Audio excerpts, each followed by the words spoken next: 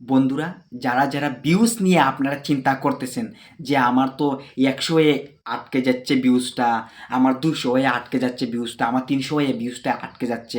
আপনারা বিভিন্ন ধরনের ভিডিও দেখতেছেন, ইউটিউব দেখতেছেন।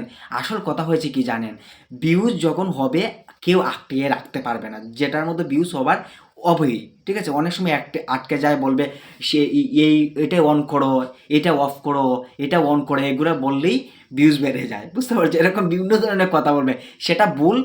ভিউজ হবার এমনিতেই হবে, আর যদি না হয় নাও হবে। ঠিক আছে, ভিউজ যদি হয়, ভালো কন্টেন্ট হয়, ভিউজ অবশ্যই হবে।